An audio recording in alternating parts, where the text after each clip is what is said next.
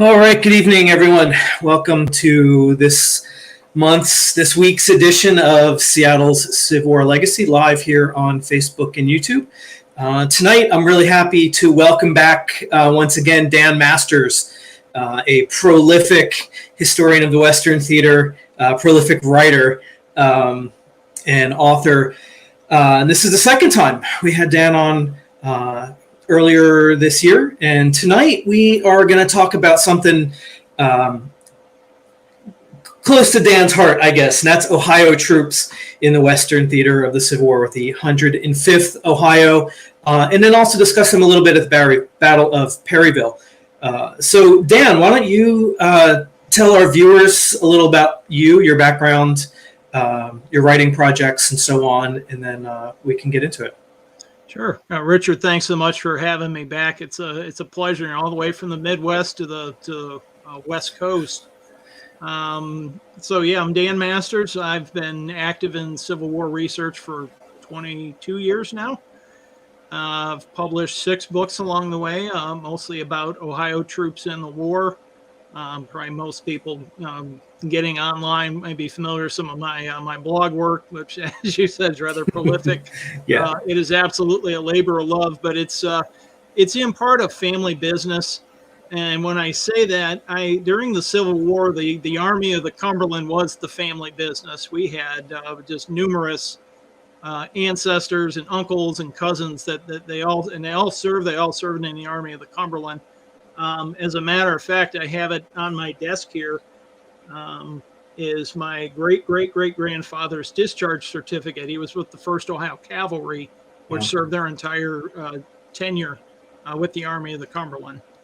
And as I said, it is Ohio troops always get me excited, but the Army of the Cumberland really gets me excited even more. So yeah, it's really a pleasure to be able to talk about them today. So really kind of to start, the 105th Ohio mustered into service in August of 1862. So by that point, the war had already been going on for more than a year. Really, the first blush of enlistments had kind of petered out back in the early spring.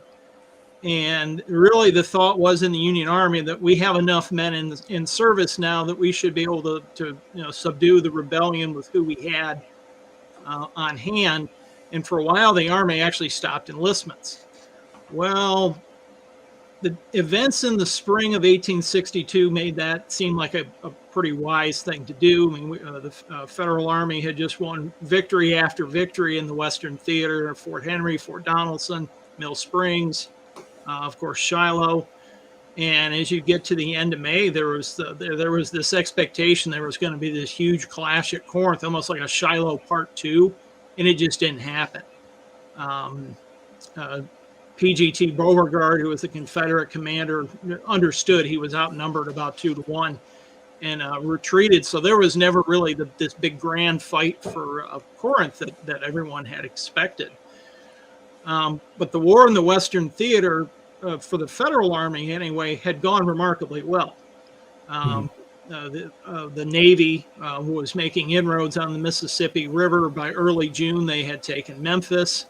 Wasn't much longer after that, they were starting to nip at Vicksburg. In April, the Federal Army and the Navy had taken New Orleans.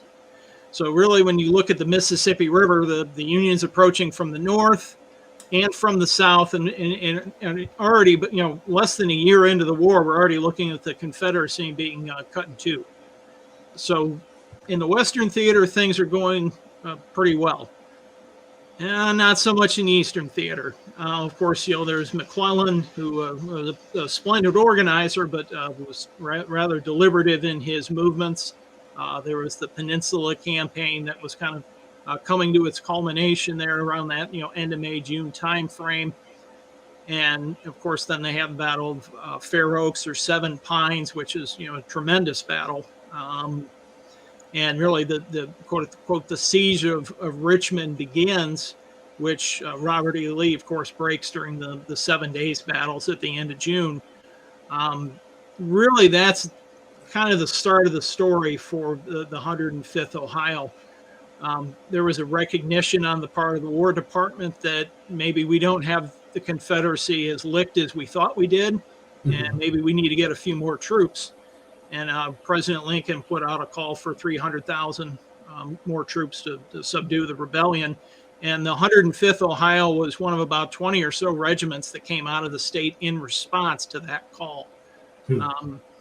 They weren't the first, but they were one of the first to leave the state, which is kind of an interesting thing. The regiments they started at 89 and went through, I think, 108. So like I said, there's 19 to 20 regiments in there, but they were apportioned by congressional district. And the 105th Ohio was assigned to the congressional district in the far northeastern corner of the state. So I'm going to go ahead and share a quick little picture here. Now let's do...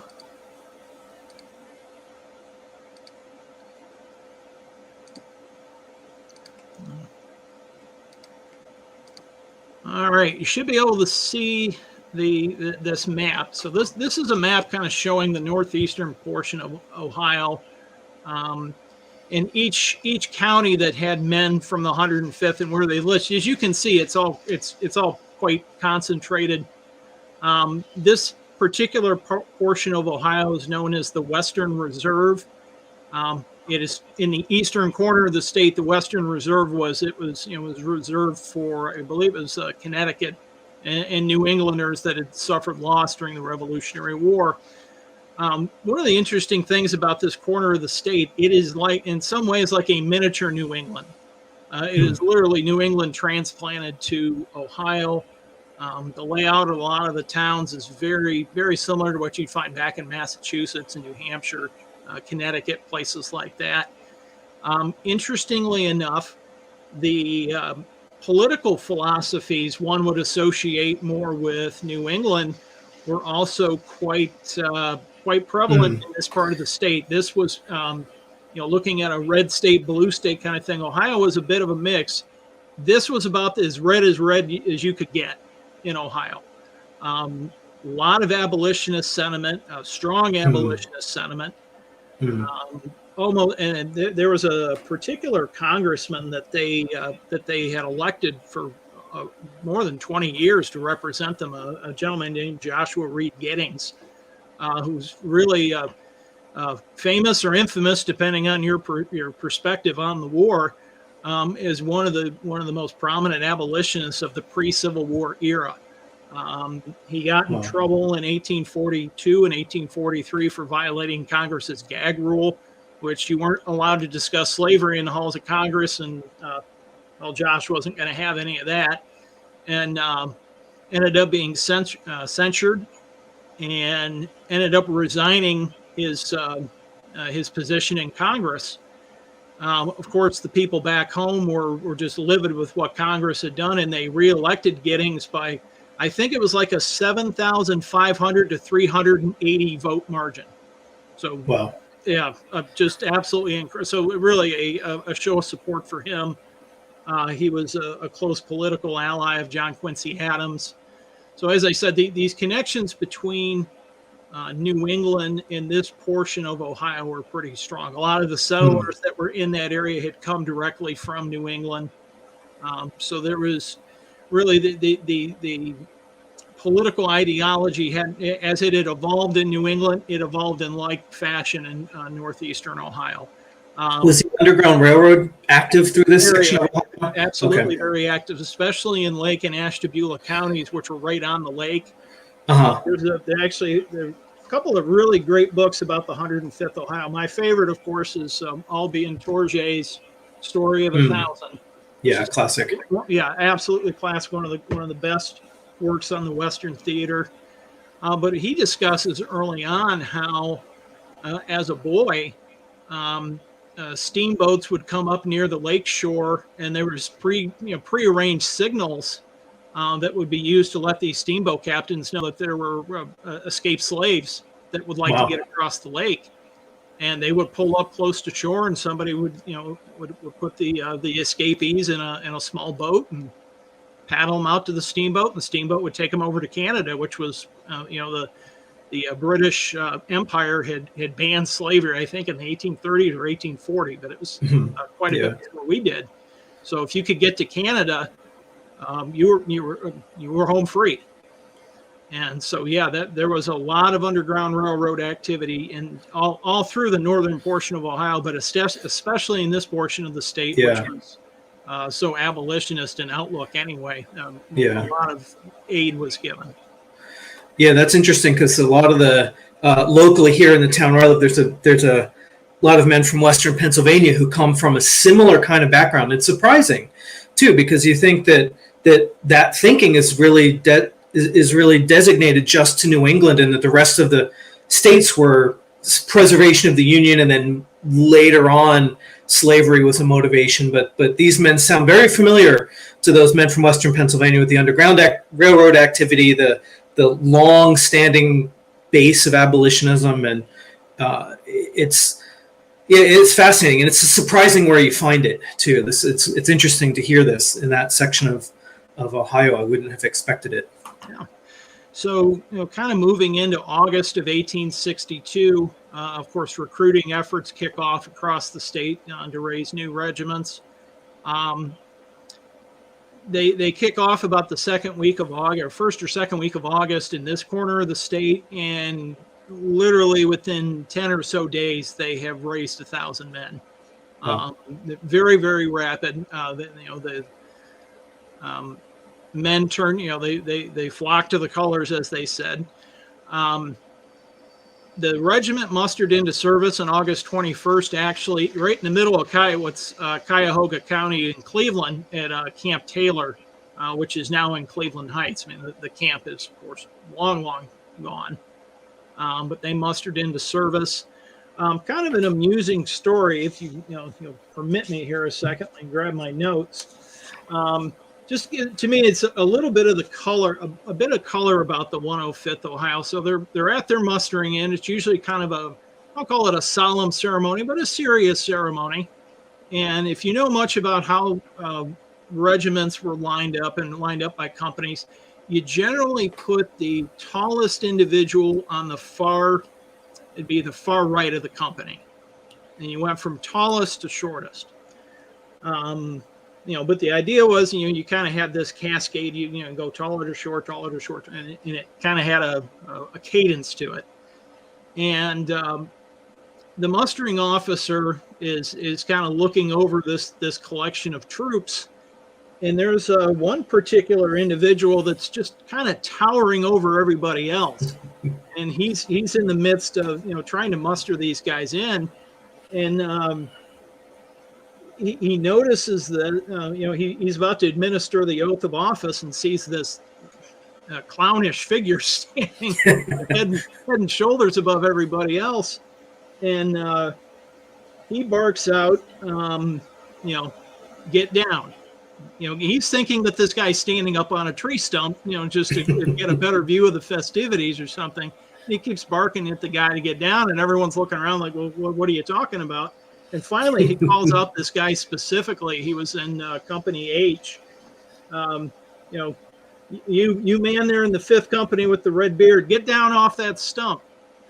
And it turns out the guy was 6'7" tall and couldn't get down off the stump. That's just how tall he was. Wow. The story in Torget's book is that Jerry Whetstone was the soldier's name out of Company H. And at 6'7" tall, he was the tallest man in the Army of the Cumberland.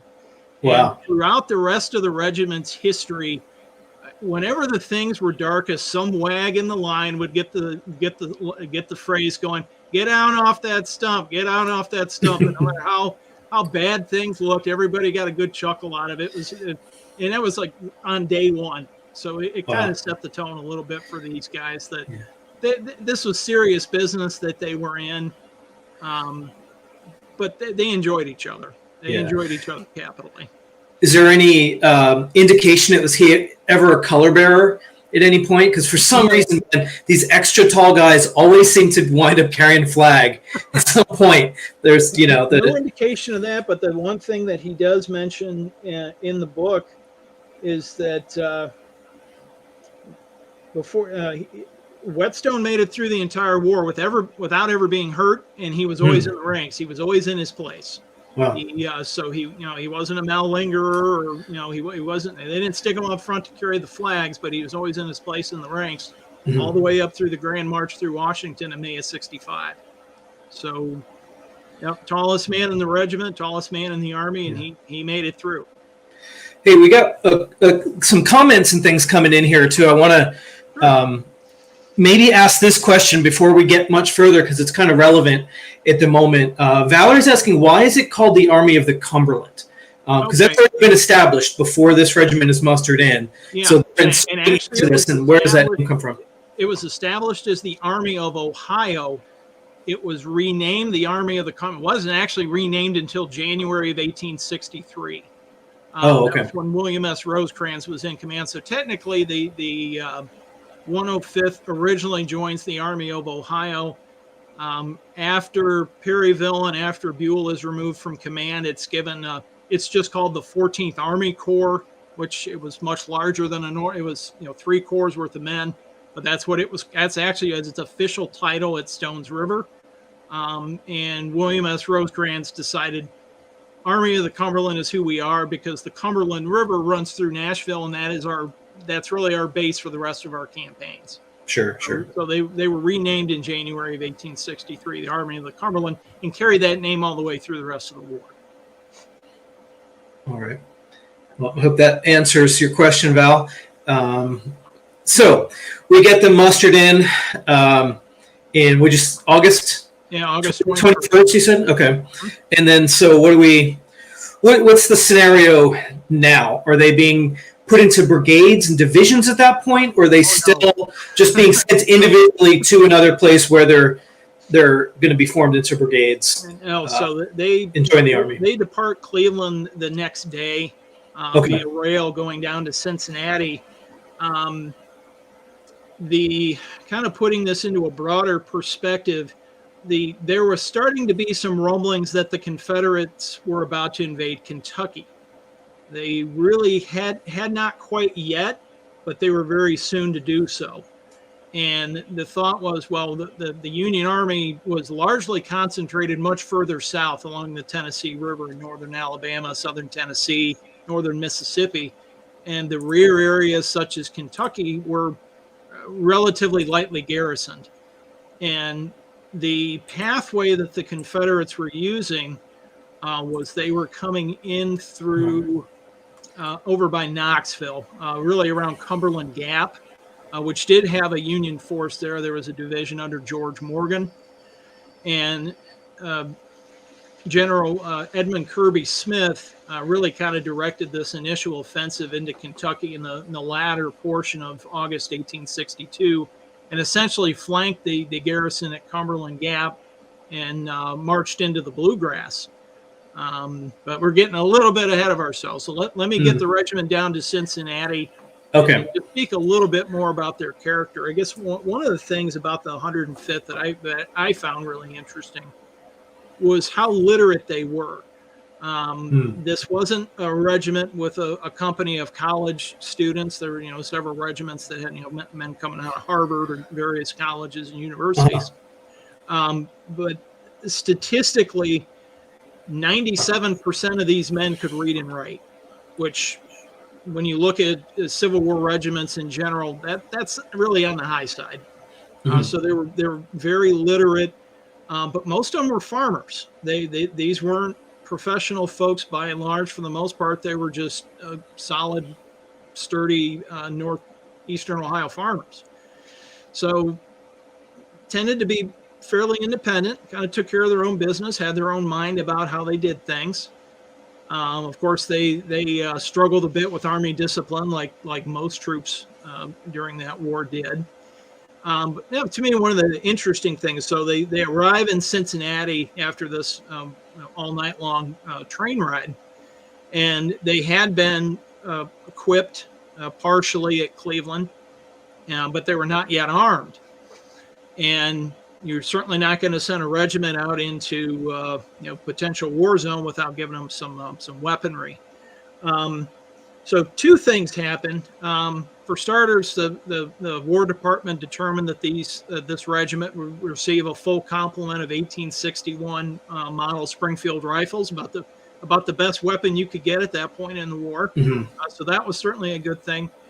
But the men decided to take matters into their own hands. So what they ended up doing was they hit the commercial district in Cincinnati and started buying up all the revolvers and pistols that they could find. And as they marched over into Kentucky, the men, of course, were pretty proud of themselves for having practically armed the regiment on their own with these pistols and revolvers. And as new soldiers do, of course, they're eager to try out these firearms. And of course, so pretty soon the line from one end to the other has these guys, taking cracks at, birds and trees. And it didn't take very long for Colonel Albert Hall, who was a wounded veteran from Shiloh, who was in the 24th Ohio. He put a stop to that pretty quickly, and actually directed the company captains to gather up every pistol in the regiment, and they were going to be under the colonel's care, because he was convinced, somebody was going to get shot, and they probably would have. Yeah. And what was in it? It gets more bizarre. So they're now in Covington, Kentucky. They're getting the big welcome dinner that the citizens of Covington generally did for regiments coming through, and they're being directed, hey, you're going to be heading south towards Lexington, Kentucky, and that's where you're going to go into camp and start going through the school of the soldier, and learning how to do company drill and battalion drill and all these things. These guys knew nothing. I mean, they're literally greenhorns in blue suits. And but they need weapons. So the colonel details the ordnance sergeant to go back to Cincinnati and bring these weapons over. I mean, we're talking a full regiment of 1,000 men. He sends one guy over to do this. and so this poor ordnance sergeant spent the next 3 sleepless days and nights gathering up a wagon full of weapons in Cincinnati, getting it ferried across the river, and then dumped into a warehouse, and then going back and getting more. He does this all by himself. Wow. And Torje writes, it showed how little they knew. He said something like this later in the war, like the major or the lieutenant colonel would have been in charge of this, and he would have had a couple of companies of guys with him. So you would have sent a couple hundred men with a senior officer to take this. This is the weaponry of the regiment. This is pretty important stuff.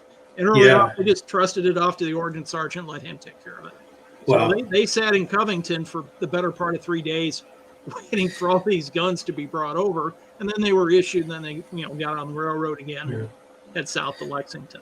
So is that unusual for a regiment to have been mustered and sent south into the theater of combat that quickly? Because in a lot of the eastern units, they or elsewhere, even Wisconsin or wherever, they wind up at a camp of instruction or wherever, or in Pennsylvania, they wind up going to Camp Curtin in Harrisburg or something, and they're there for several weeks to at least learn basic drill before they then go on to DC or whatever further south. And this is very unusual that they were like, put this jacket on and then get on a train.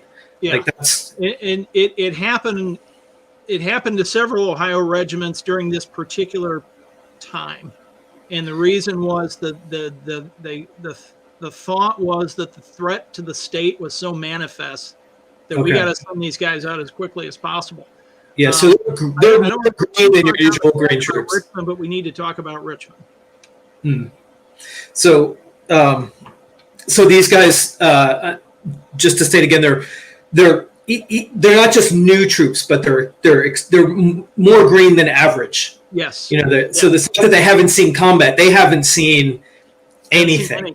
Okay. They've seen putting on a blue suit and taking the oath of office. Yeah, and they're in Kentucky. And now they're in Kentucky. 3 days. Yeah. Okay. Yeah. So Colonel Hall was, he knew that his troops were not ready by any stretch of the imagination to see active service. And his endeavor, the regiment arrives in Lexington, Kentucky, and they're placed under the command of William Bull Nelson, who, if you read, I've got a couple of different accounts here from the 105th Ohio. he didn't make a very good impression with them. They thought he was pretty much a brute, a blowhard. Um, it just did not care for him at all. Troops that had served under Bull Nelson earlier in the war tended to have a much more favorable view of him. I think they understood his nuances a little better. To these new troops, he was too much of a hard case. And but anyway, Nelson and Hall were both these guys need training, so they spend the next several days in Lexington, constantly drilling. The school of the soldier. Here's how you do your basic movements and facings. Here's how you grasp your rifle. They never did any target practice, and that's a key point. They showed them how to cap the rifle and how to load it and how to carry it. Didn't train them necessarily how to use a rifled musket. And it is it's more than just point and shoot. You can point and shoot with a smoothbore. With a rifle, if you intend to take advantage of its longer range capability, you got to learn how to use that rear sight. You got to learn how to elevate. You got to know how to judge distance. You're not going to pick that up 3 days into the Army. I'm sorry. That takes a little more extended training, and these guys didn't get it. Yeah, they didn't get it until much later, certainly after Perryville. Yeah. So anyway, as they are in Lexington drilling, we get to the end of August 1862, and the Confederates have actually invaded Kentucky, and there is a tremendous battle fought at Richmond, about 30 miles or so south of Lexington. They can hear the guns going off in the dim distance. And of course, the men are called to arms. The constant drumbeat of to arms is sounded throughout the camps, and the men are put on the road and sent off marching towards Richmond. I had talked a bit about how was it unusual for a regiment to go into service this quickly? It was, and the disastrous consequences of that became very clear at Richmond. There was about a half dozen or so Union regiments there. There was the 95th Ohio, which went out the same time as the 105th. They were actually in action at Richmond and were basically annihilated. There was a series of other Indiana regiments that were also just about as green. And they fought as hard as they knew how to, but the fact was they really didn't know how to. And they were up against some very solid veteran troops. Kirby Smith was a solid battlefield commander. I think by the end of the day, there was like 3 or 4 distinct stands that the Union Army had made, but they kept getting driven back to town. The better part of 5,000 of them were killed, wounded, or captured out of the 7,000 or so that were there. I mean, the Army was basically destroyed. And Bull Nelson, of course, was in Lexington at the time, and he hears the guns firing. And of course, he'd given strict orders to his commanders in Richmond to, if there's an engagement, you're supposed to fall back.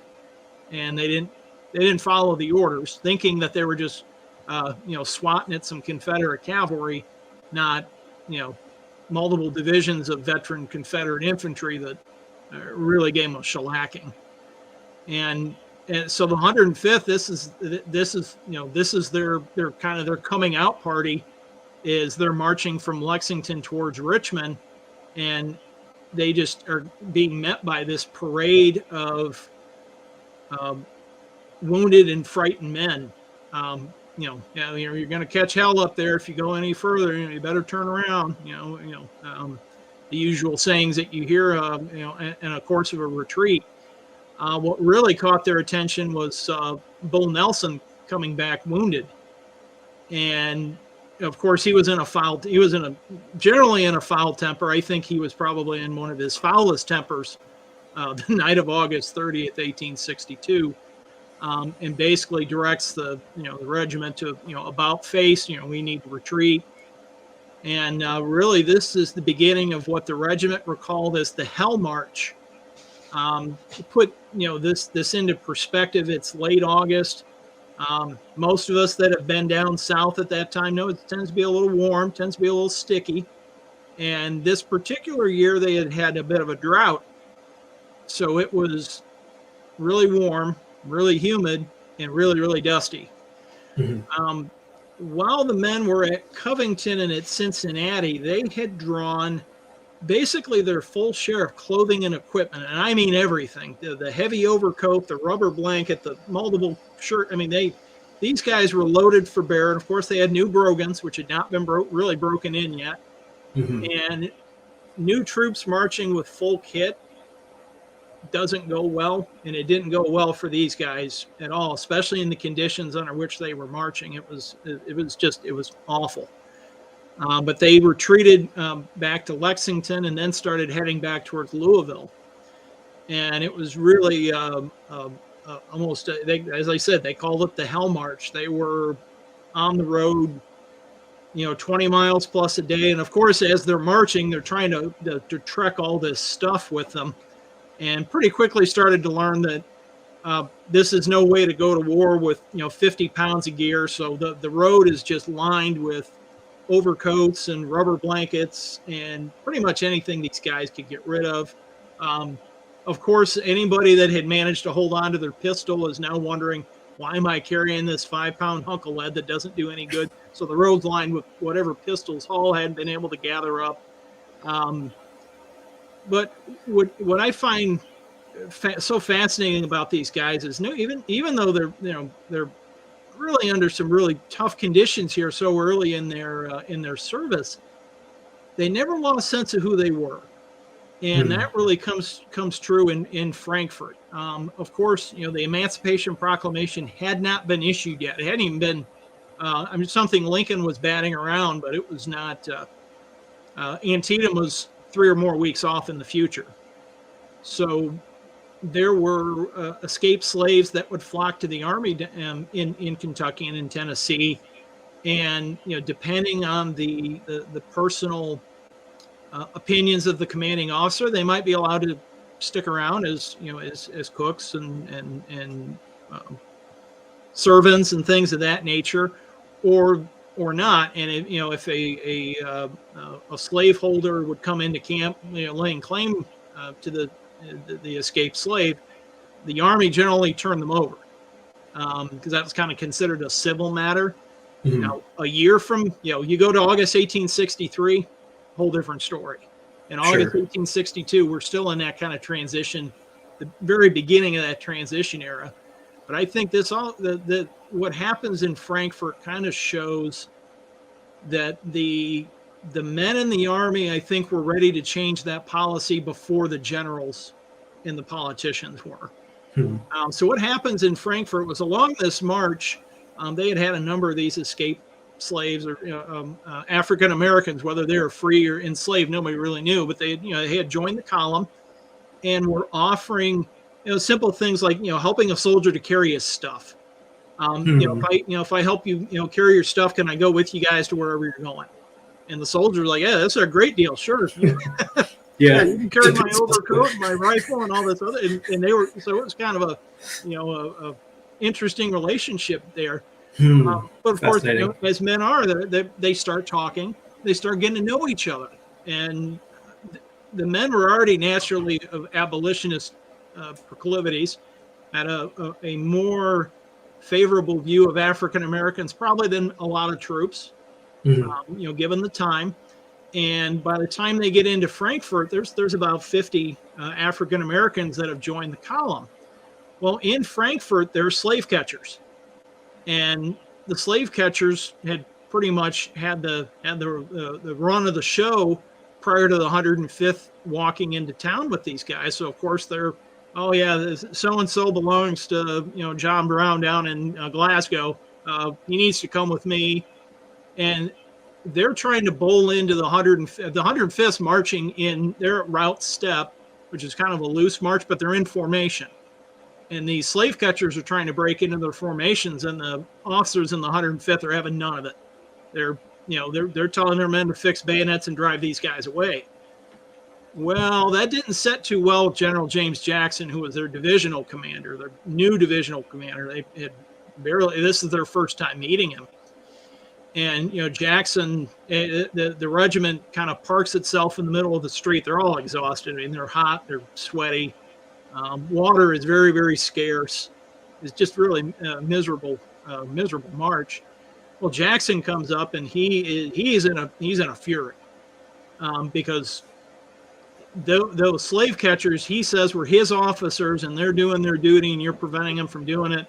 And the officers in the 105th are like, well, we're trying to preserve the integrity of our regiment. You can't be, busting into our line. I mean, they're throwing up all these. I think they knew they were in the wrong, but they threw up. There were some really good attorneys that wore the shoulder straps in the regiment, and they were just putting up all sorts of arguments. And finally, Jackson is just so exasperated. He says, "You guys are just a bunch of damn abolitionists anyway." He stomps off with his horse, and the 105th kept their African Americans, kept them safe. Wow. So they were very early on that those ideals that they held up in northeastern Ohio, they weren't going to fight. And there's, like I said, there was a lot of resistance against discipline anyway. This was just another manifestation of it, I think. Yeah. Did they have that reputation amongst you mentioned that he says you guys are just a bunch of damn abolitionists. Clearly he knows their sentiment. Is that known with the other regiments and the other division commanders and things? This is really, like I said, this is their coming out party. This is where they kind of say this is who we are. Kind of like, when you think of, I don't want to go too far into music, but I'm a huge Van Halen fan. When you listen to Van Halen 1, it sets the tone for that band for the rest of its career. Okay. Frankfurt set the tone for the 105th Ohio for the rest of its career. They were. I see. There were certain things they were gonna follow orders. They were gonna march and do what they were supposed to do, but they weren't gonna lose sight of what they really firmly believed was why they were fighting. It wasn't just to put down the rebellion; it was to set other men free. There's a quote I'd like to share with you. Sure. Another great book, just. Ohio Volunteer, John Calvin Hartzell's memoir. About the first half of it is his memoir of growing up as a young man in Ohio prior to going in the Army, and then the second half covers his service with the 105th Ohio. He ended up as, I believe, a captain himself. But when he went off to war and joined the 105th Ohio, he was afraid to tell his parents because he was a guy. He was only 17, maybe 18 years old. So, I mean, pretty young man. And he had been out working in the field and noticed, a fife and drum corps walking by, and he was just, caught up in the enthusiasm and signed his name. So he gets home that night. Of course, yes, any teenager that has to confess something to his parents, he's pretty nervous. And so he admits to his mother and father that, I've joined the Army. And, kind of a solemn moment. And his father says, "Son, the last 20 years I've been praying to God to let the oppressed go free.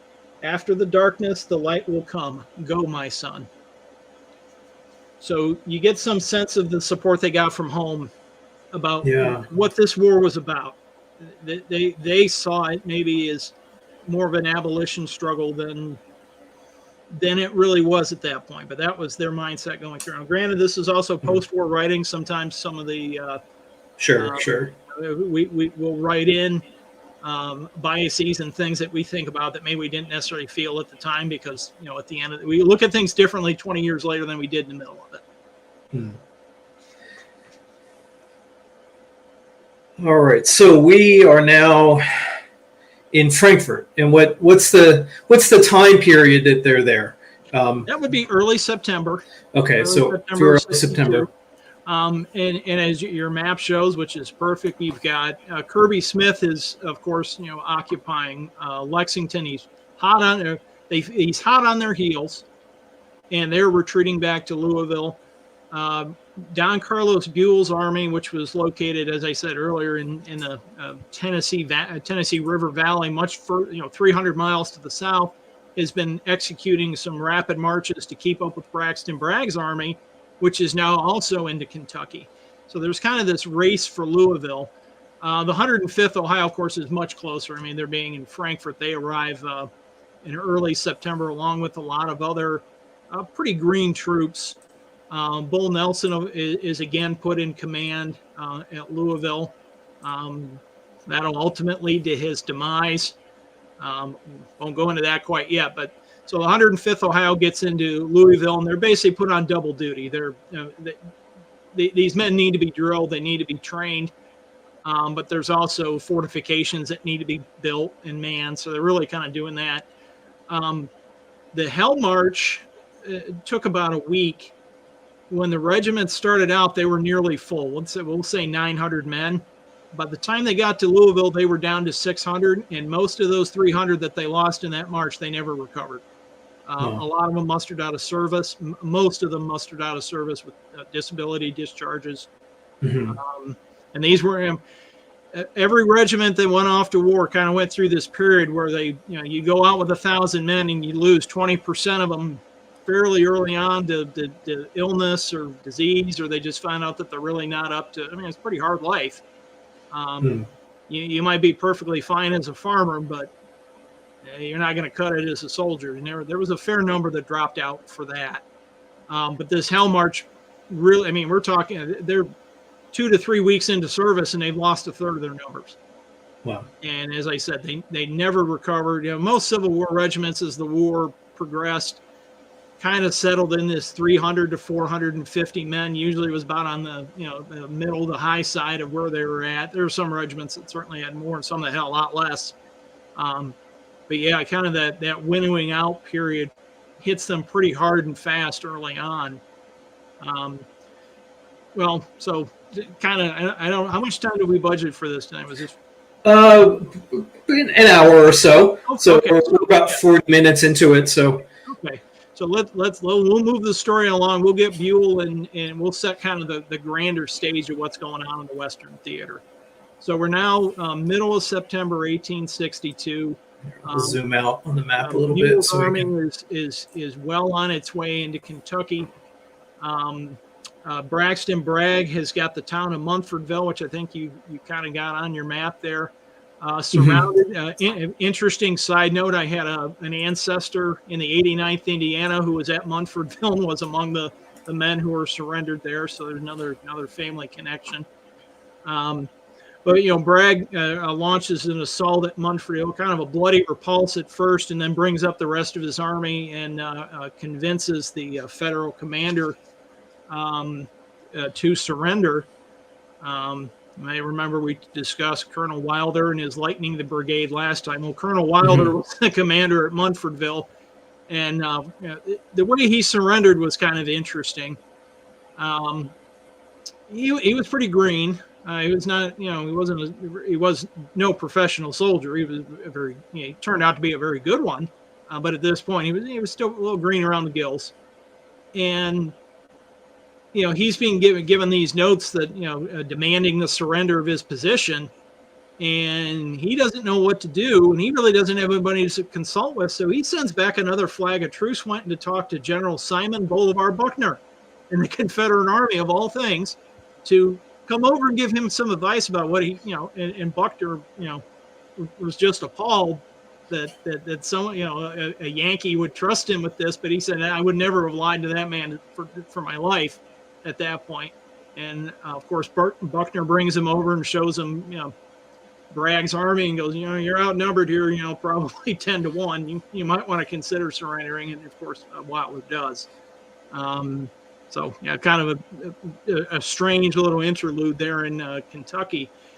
But, at this point, if you look at the map, Bragg is actually about a day's march ahead of Buell.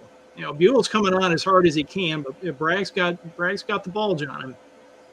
And you would think that he would keep racing towards Louisville, or at least to get in a blocking position ahead of Buell to keep him from getting back to his supply base. And he doesn't. He kind of, after Munfordville, he kind of moves a little more east. And of course, Buell races by him heading back, heading to Louisville. That did, there was expectation that they would clash at some point. And, Buell had his sights set on Louisville come hell or high water. And so Bragg kind of drifts off into Kentucky, and they're, him and Kirby Smith, I mean, they're thinking they've won the campaign. I mean, they have completely turned the tides on the Union Army. I mean, the beginning of August, the front lines were outside of Chattanooga, and now they're outside of Louisville in the span of a month. I mean, that's enormous turning point in the war. Really, is another manifestation of the Confederate offensive of the summer of 1862. Of course, your viewers may be a little more familiar with Robert E. Lee and Second Manassas, and then Antietam back in the east, which was kind of the eastern Confederate offensive.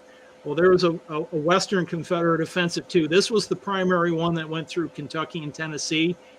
There was another one a little further west that was under Earl Van Dorn that had some pretty hellacious engagements at Iuka and Corinth, and later in September and in October.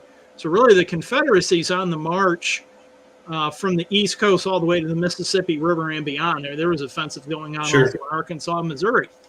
So well, really, control of Kentucky is massively important to the outcome of the war. Oh, yes. As well. I mean, I've heard another author referring to the difference between the defensibility of the Kentucky-Tennessee border versus the Ohio River. Mm-hmm. And like how that, I mean, of course, the resources and the human resources of Kentucky, but just from a defensive war standpoint, how important this was going to be. Yeah. And the Ohio River is a much tougher thing to cross than, say, the Duck River way down in Tennessee. Yeah, precisely. You're gonna have a really hard time crossing the Ohio River in the face of enemy defenses. But yeah, so the Confederacy's on a broad offensive that really turns the tides of war, and really for the first time in the Western theater, the Union Army's finding itself on the losing end of engagement after engagement here. I mean, there was the embarrassing defeat at Richmond. Munfordville had its own farcical quality, but it was likewise a defeat. I mean, another 5,000-6,000 Union troops sent off to parole camps. So I mean, they're not the front line, not doing duty. And it looks like Bragg's gamble's going to pay off. I mean, he's basically parked himself into Kentucky. It's a rich foraging area. I mean, he can maintain his army there basically indefinitely, just on what's on the ground. And of course, there was always the fear on the Union side that there was Kentuckians that were just waiting for this opportunity to really show their true colors and join the Confederacy. So there was a lot of pressure from Washington to get Bragg and Kirby Smith out of Kentucky as expeditiously as possible. Looking at it from the Confederate side, I almost wondered that they were caught by surprise that their strategy had worked so well. I think it succeeded far beyond their expectations. And kind of having won the prize, they didn't know what to do with it. And really kind of dithered away the last couple of weeks of September, which Buell spent consolidating and reorganizing his army and really getting ready to fight. Well, wasn't Bragg also in Lexington for a period? Yeah. Right before there was the government in the state. And exactly. Yeah, I knew he was kind of detached and checked out a little bit at this point. It almost seems like. Well, they had, like I said, they thought the campaign had been won and decided, and of course they swear in this Confederate government in I think it was in Frankfurt. Was it in Frankfurt? Okay. It might have been Frankfurt or Lexington, one of the two. But the Confederate government is sworn in. Of course, then the story is they no sooner swear in the government than there's a panic that the Union Army's at the gates of the city and everybody leaves. Yeah. So, I said it has a whole. If you're familiar with World War II history, when the Russians invaded Finland, they also installed their own puppet government. Literally, they crossed the border for an hour or two, said a few words, and went back to Russia. It was really kind of a joke. This one here has another farcical quality to it. But one of the things I think that came as a kind of a rude shock and a real disappointment to Bragg and his senior commanders, who all thought that this campaign would give Kentucky a chance to join up. The response from the Kentucky citizenry to join the Confederate Army was pretty meager. I think it was somewhere around 1,000 men. The expectations were like 20,000. They thought they're going to get to Kentucky, and after they beat up the Yankees, they'd have all these captured weapons to give to all these recruits, and the recruits just never showed up. Yeah, it's like Lee in Maryland, the same a month prior, similar expectation. Yeah, and there was a lot of bitterness after the campaign on the Confederate part about Kentucky. They felt they had kind of been led down the primrose path, so to speak. You guys have been telling us you're eager to join up, and we show up here, and you're fat cattle and fat wallets. You're not willing to leave the Union. And there's some truth to that. Kentucky, at the time of the invasion, was really in the midst of call it boom times. One of the key products of Kentucky was mules, and the Army's buying up every mule they can find. Sure. And so a lot of planters in Kentucky, whatever their political sentiments may be, money talks, and the Union Army was paying out. Out in spades. So, and they're like, I don't know if we really want to join up with this, ramshackle Confederacy. When, now the war in Kentucky gets more bizarre as the war goes on. I almost wonder, had this same kind of invasion happen in 1864, the response may have been a little different. But in the summer of 1862, when it did occur, it was pretty tepid. I said maybe 1,000 recruits. And there was a lot of bitterness directed towards the Kentucky troops that remained with the Army. Even, we talk about the Orphan Brigade. There were a lot of troops from the Deep South that were just, when they saw all the sacrifices made for this campaign, really it comes to nothing. They blame the Kentuckians, fairly or unfairly, but in their minds, it was, an utter waste of time and a waste of a lot of lives eventually.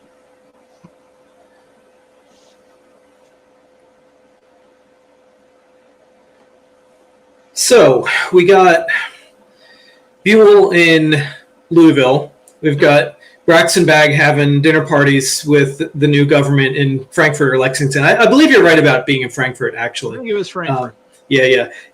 So what Buell and again, getting back to the 105th, when are they going? All right, we gotta take some action here, and we're gonna get the ball rolling. Well, and the situation on the Union side is just as burbled and confused as can be. Of course, on September 29th, Bull Nelson gets shot and killed in the Galt House in Louisville by General Jefferson Davis, an Indiana brigadier who he'd grossly insulted on a couple of occasions, and he dies.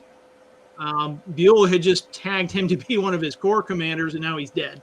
So Buell is just in a hell of a state here. The day that Nelson is killed, Buell finds out that he's being relieved of command, and George Thomas is supposed to take over command of the Army.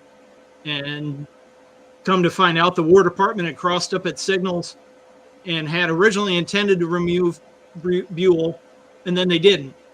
But their message never got to the guy they sent there to do it, so he followed his. I mean, it's just a mess, an absolute mess. And the whole time, Buell's trying to organize this, really kind of combine two armies into one. He's got his Army of Ohio, and then there's this Army of Kentucky that Nelson had kind of gathered at Louisville. Is really Buell's finest hour as far as organizing and getting the troops ready to go into the field. Now, of course, the 105th the whole time here has been working out on the fortifications and drilling. I think on my blog there's a story about them being Bull Nelson had them do a review through the streets of Louisville, one of the hottest days of the year, and a whole bunch of guys fell out sick and injured from that. It's just another really unpleasant episode earlier in their career. They underscore why they disliked Nelson so much, but now Nelson's dead. I think Torjay talks about in his book how when they announced that Nelson was dead, it was kind of met with silence.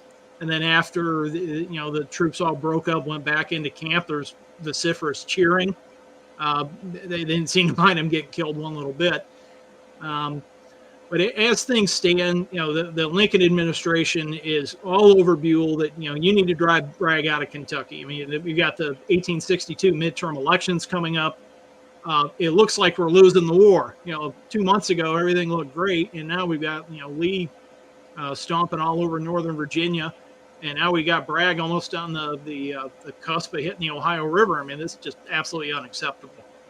And Buell marches out in early October, determined to come with grips with Bragg, or at very least force him out of Kentucky. Buell had kind of a Jominian point of view of how the Army was supposed to function. He was much more focused on things like strategy, maneuver, and not so much set-piece battles. If he could get Bragg out of Kentucky without a big fight, he was perfectly okay with it.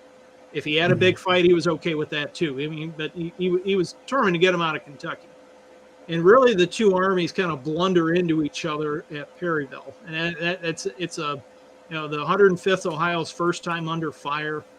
Of course, they're in a brigade with a bunch of other greenhorns under General William R. Terrell, who had very recently been promoted from a captain in the regular army to a brigadier general. That's quite a leap for anybody. And Terrell, at his heart and soul, was an artillerist. He really made his name as an artillery captain at Shiloh, and the responsibilities of leading a brigade of neophytes. I'm sure he appreciated the stars, but I don't know if he ever really appreciated the men that he had. And he didn't live long enough to really appreciate it. He would be killed at Perryville, based pretty much within sight of the 105th Ohio. But to kind of put Perryville into perspective, Bragg is moving east, looking to link up with Edmund Kirby Smith's army. Bragg does not have his whole force with him. They're kind of spread out all over Kentucky. I think, if memory serves, the Confederate force at Perryville was around 16,000 men. Buell's army was much, much larger. I would say in the neighborhood of 60,000 men. Buell's got them grossly outnumbered here. But the fight, as it develops, really only a small portion of the Union Army is actually engaged at Perryville. Most of the rest of the army is within hearing distance of the battle, but they had an acoustic shadow is the story that's been told.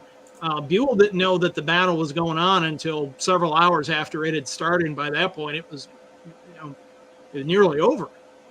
And there was a large portion of the Union Army, particularly located on the south side of this map, that could see the battle going on, could hear the battle going on, and were never ordered to do anything. And it pretty much, the soldiers in their minds blame Buell for completely bungling this battle. I don't think that's a fair assessment, but that's how they felt at the time. And really, he lost a lot of whatever support he had left in that army pretty much evaporated after Perryville, because this was just a disaster to the Union Army. So I think what you've got showing here is the Battle of Perryville with Terrell's and Starkweather's brigades, and then, of course, of Jackson's division. Jackson, I think, had two brigades. There was Terrell's brigade, which had the 105th Ohio in it, and then there was another brigade, I think, under George Webster, who I think was in the 98th Ohio. But both of them saw action here and really had a really rough time.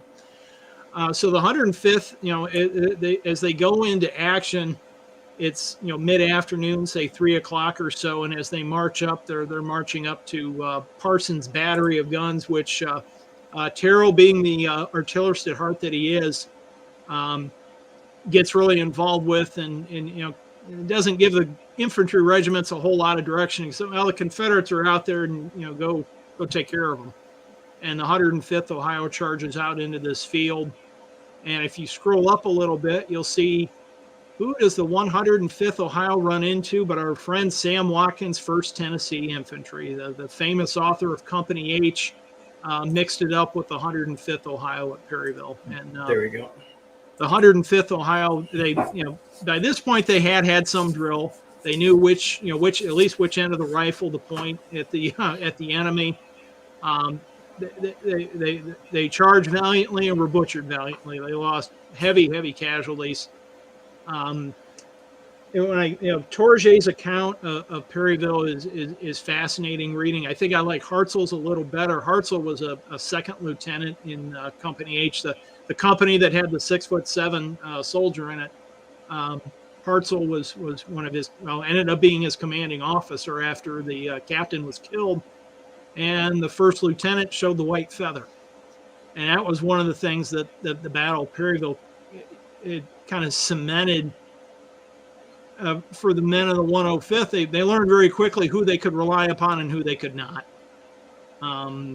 This particular lieutenant that had deserted the colors was quickly booted out of the regiment.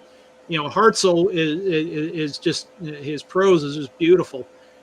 He's talking at the end of the Battle of Perryville. He's got this shattered company to kind of corral and get under control. They'd gone into the fight with 60 men and came out with 15. And the captain's dead.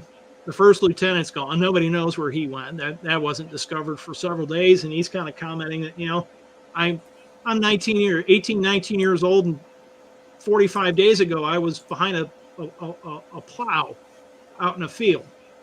And now I'm here, commanding a company in this great army. And it was just really a daunting prospect for these guys. It just underscores how new they were. So they're in service on August 21st. They fight their first battle October 8th. So they might have had, 6 weeks? 6 weeks in the Army, and a good portion of it they'd spent marching all over northern Kentucky. And so they learned the art of war pretty quickly. What kind of casualties do they suffer? Do you know how many they went in? In front of me, but I've got the newspaper article. It's 2 columns worth. Wow. It was heavy. So heavy. In this, looking at the map here, are they sent? Because we can see the Parsons Battery. Yeah, they were sent out to buy time for Parsons Battery to be moved off that knoll. Okay, and were they one of the first engaged on that portion of the field? The regiment engaged in. I think the one that was ahead of them might have been the 80th Indiana, or it may have been the 123rd Illinois. It was one of the two. Okay. But the accounts of the 105th, they talk about as they're going into action, there was a regiment that had been ahead of them that was falling apart and breaking their line. And they went out and they charged. They didn't stay out there very long. They took some pretty hefty casualties and were driven back. Sure. Once again, we have it's almost like Richmond repeated. We have Green Infantry regiments on the Union side going up against some. Maney's Brigade of the Army of Tennessee was one of the better ones in the Army, in my opinion. And so you're going up against some really solid troops that know their business, and you got a guy 45 days away from the plow leading a company. The results are kind of expected. I mean, nothing to take away from the valor of the men of the 105th Ohio. They fought as well as they knew how to. But in this case, it didn't work. They were driven back fairly quickly. They end up forming in a really ragged line behind Starkweather's brigade, which of course fights really, really well at this battle. You can kind of see where it says Starkweather, Terrell intermixed. That's where the 105th Ohio ends up falling back a little later in the battle, and they reform there. And then they stay in Perryville for a couple of weeks afterwards, burying the dead, of all things. Really discouraging, probably the most horrific job you could get on the battlefield was to clean up after it. Sure. So when you look, I mean, at this point, the guys have been in service all of 2 months, and they've had this hellacious march. They've seen their commanding general killed on the field of battle. They were outside the Galt House when Nelson was killed, so they were present for that.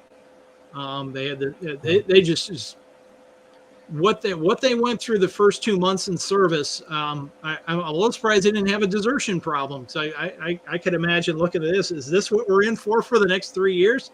That plow back in Ohio looks pretty attractive. I'm going to go home. Yeah. And but they didn't. they were absolutely committed to this fight. They were committed to this cause, and they stuck it out, and really made a name for themselves as a solid regiment. I think in part that their reputation is enhanced by the fact that the men were so literate and left a really remarkable record of what they did. Yeah. So even though they are early in the afternoon fighting at Perryville, they're pushed back. The Union forces hold the field just enough, as I understand it, that while it reminds me so much of Antietam, this whole thing where it's arguably a tactical victory for the Confederates, but ultimately the campaign ends with them heading back south. Yeah, exactly. And they're literally gone from Perryville the next morning. Yeah. So the Union Army, of course, they go to bed at night. They're all exhausted. I mean, it was a battle, so enormously exhaustive activity. Sure. And they get up in the morning thinking there's going to be a renewal of this fight, and they wake up and the Confederates are just gone. And they don't understand it. They're like, what the world's going on here? But the Confederates are getting out of Dodge. I mean, this was really almost a delaying action on the part of Bragg. And of course, I think the other part of the story was, they wanted possession of the water, because water is such a precious commodity. It was a good place to get it. And you got the Chaplin River there, and the Union Army kind of wakes up to the enemy has disappeared, and it took a little bit for the men in the Army to figure out what in the world just happened. And we just had this, this tremendous fight, and one of the bloodiest, for the numbers engaged, one of the bloodiest in the Western Theater. It was not very long. I'd say maybe 4 to 5 hours in length. I mean, we really had serious action going on. Very much a seesaw battle, particularly in this portion. I mean, the Confederates, by and large, ran the tables on them, but it cost them a lot of troops too. Sure. But yeah, the Army, the Union Army especially, walks out of this with a great sense of, I think it's listed technically as a Union victory.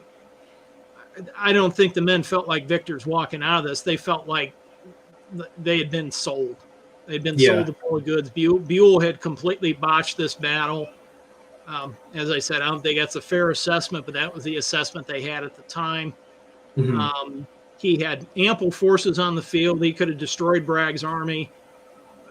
They didn't know that Buell didn't know the battle was going on until it was too late to really do anything about it. And later years, a lot of them refused to believe that. There were lots of stories current in the Army that Buell had traitorous sympathies, that he was in league with the slaveholders. Of course, men like the 105th Ohio, or abolitionists, they kind of ate that up. I don't think there wasn't an ounce of truth to it, but it's, the kind of campfire stories that go around about the commanding officer, the ones that went on around about Buell were not favorable. They usually pointed him in a pretty negative light. I mean, he was a regular officer, as a West Pointer. He's kind of stiff. He's really a stiff. Never really identified with the volunteer soldiers that he led. They didn't identify with him, so there was just a lot of misunderstanding.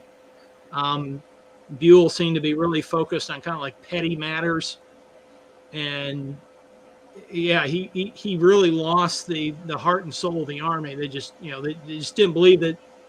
They didn't believe he was fighting for what they were fighting for. And I think after Perryville, they had ample cause to kind of seize upon that and say, look, we told you all along he was a traitor. Look what happened at Perryville. He sends 2 raw divisions out there and they get butchered. And, he's back in his tent nursing a sore toe. Yeah. And he had actually fallen off his horse the day before the battle. Kind of characteristically, he had come across some Federal stragglers and was chiding them.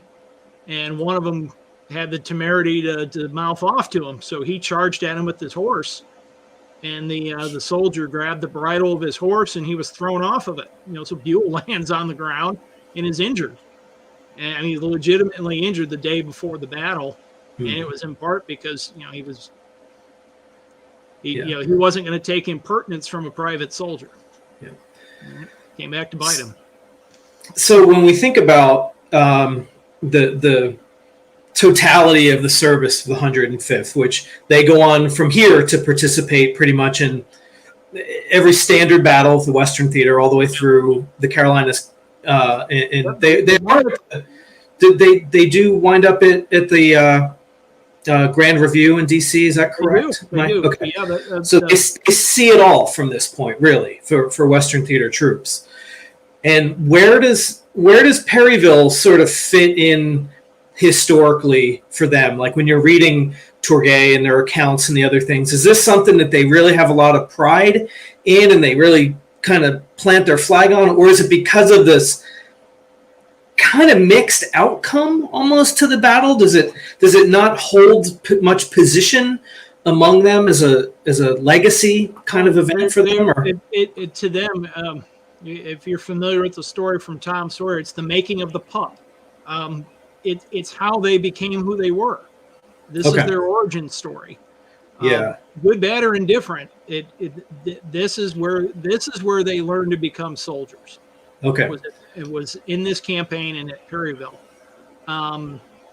They fought better in other fields.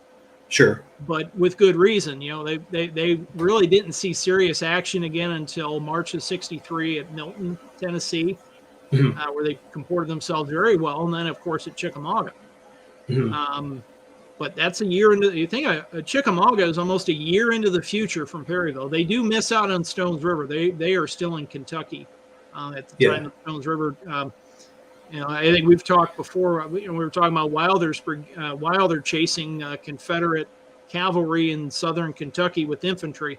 Well, the 105th Ohio was one of those guys that were chasing after the cavalry. Of course, they never caught them. Yeah. But yeah, so for the 105th Ohio, when they look, you know, they were never as large as they were at Perryville. They had about 600 men in that battle, and they were never anywhere near that large in any of their other battles. I think they were usually around 300 or 400 men. So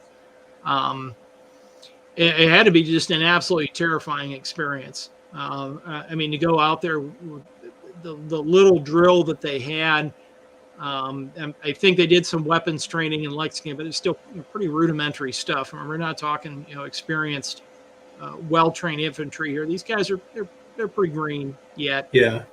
And to go out there and just be as roughly handled as they were right off the bat. I mean, they lost quite a few officers, quite a few men. I think they lost 2 or 3 company commanders. And they were there when Terrell was shot down. Terrell was shot down in absolutely horrifying circumstance. Like an artillery shell go through his abdomen. Oh. And that happened so, I mean, there's things you can't unsee. Yeah. And once again, we're 45 days away from being out in the farm field behind a plow. Yeah. And it's interesting to contrast that with if there's any manner of experiences for these regiments in their early months, but these guys, I mean, literally from, as you explained, from the time that they were mustered in as a regiment, they're just sort of falling into the next thing. Yeah. It seems like there's no time for them to get their footing. And even this battle, even from the time they leave Louisville until they're getting routed by Confederates, they just don't have the benefit of the structure that they'll have later. And that's what a tough way to start. And it gives you perspective on their experience individually too, that they had gone through this, the difficulties of this, and then continue on to Chickamauga and Missionary Ridge and the March to the Sea and the scope of the ups and downs and the ins and outs of these guys. You know what I think it really taught when you them? See that perspective a little bit. I think what it really taught them was kind of a lesson that most men from that war learned was, where do you put your loyalties? And they learned to put their lives in each other's hands. Yeah. They learned you relied on your comrades. You relied on your company. You relied on your regiment, and usually your love circle didn't go much beyond the regiment. If things were good in the 105th Ohio, the rest of the Army could be going to hell in a handbasket, but things were fine because the 105th Ohio was fine. Sure. And every regiment kind of adopted this kind kind of this philosophy of, call it a locus of control discussion or whatnot, but how much can I really worry about? If things are okay in my regiment, then the rest of the Army might be having a rough day, but we're doing okay. Yeah. And I think Prokopowicz wrote a book about this a number of years ago, about how the regiment, because the ideal of the regiment became kind of the heart and soul of what these guys mustered around, and it's what kept them. It made them almost indestructible, in that as long as the regiment, there was some remnant of the regiment still around, these men still had something to rally around. Yeah. When that was removed, things tended to fall apart kind of quickly. They didn't put their, when you look at World War II, they might have had soldiers that were, proud of being a part of, Patton's army or a particular division, 101st Airborne Division. You very rarely find in at least in the Western theater, in most of the writings I've come across, any particular pride at being part of a brigade or a division. There's usually some pride in being, in the Army of the Cumberland, being one of Rosie's boys. But you very rarely see. Well, I'm really glad I'm in John Palmer's division. Who's John Palmer? Yeah. Well, that's today. He's a central figure to the story of the Army of the Cumberland. But well, the way you explain those first 2 months really reinforces why that is the case. And so I like that. I like how we see them coming the way they were just thrown into the fire so quickly that why are they going to care about Palmer? It doesn't matter to them. It doesn't. It really didn't matter much to them either. I mean, as much as they didn't particularly care for Terrell or Jackson was also killed here at Perryville, so they lost their division commander, they lost their brigade commander. They lost their regimental commander, but not to casualty. Albert Hall ended up being like the senior guy left in the division. So he's like commanding the division at the end of the battle, not Ohio, because Terrell was gone, Jackson was gone, Webster was gone. There just wasn't a whole lot of command staff left. So, and then Hall's gone. The 105th Ohio is under his command in a brigade sense for the remainder of Hall's life. Hall dies in I think March or April of '63, so he's not around real long. But their actual regimental commander is not the man that took him away from Cleveland. I mean, he was with them for, in a close sense, for 2 months or less, and then he kind of got promoted. I see. Well, I think as we're kind of getting along on time here a little bit, if anybody has any final questions for Dan, throw them in the comments here. I know a bunch of you have checked in, Dale and Dan Casella and Ryan from Colorado. We've got a pretty diverse. Dan Casella's in New Jersey, and we've got a few Washington people watching. That's awesome. So I do want to say the reason we're talking about the 105th today, I mean, of course, Dan's interested in it. It was an easy fit. But we do have, among the 3,000 or so veterans that lived here in the Seattle area, of course, they're not primarily, but numerically, the majority of them are Western theater soldiers, well over 50-60% probably of them, with a significant amount of Ohio troops. And right here in Seattle and King County, we have 3 separate men who fought with the 105th. So that's kind of why I wanted Dan to tell us about these guys tonight, so then we have some more in-depth understanding of these guys' lives during the Civil War. Whether these 3 knew each other here in Seattle, I don't really know. I suspect not. But we have a man named William Harbor who was in Company B. He lived in Seattle. He died a very Seattle death. He got chopped up in a sawmill in 1903.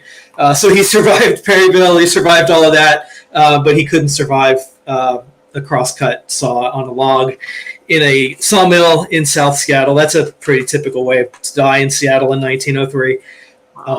A man named David Odell, who was actually wounded at Missionary Ridge. He lived in Seattle. He was Company F man.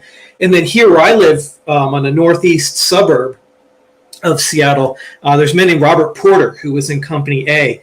I believe he wound up being I want to say ordnance sergeant or quartermaster sergeant, something along those lines.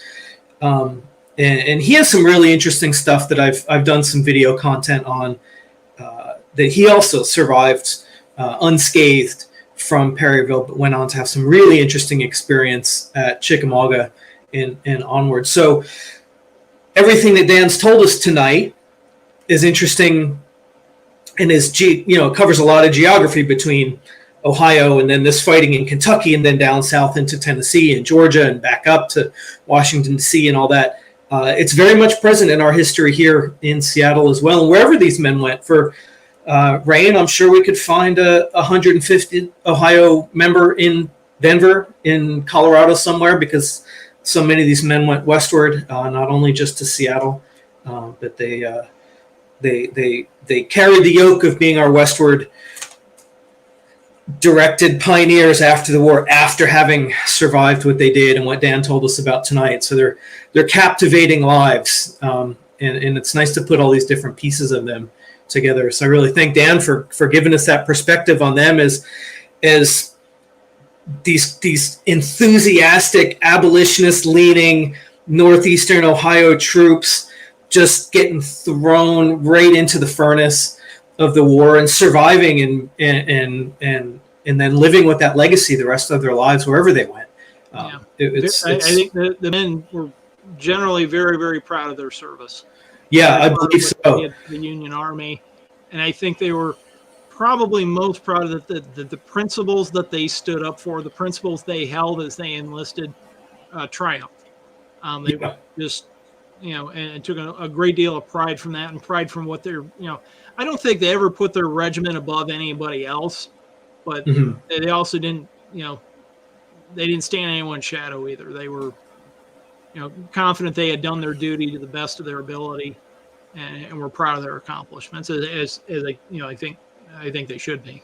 Yeah, I agree. Well, let's see. Oh, Dale Fischel. So this is one of our Seattle viewers.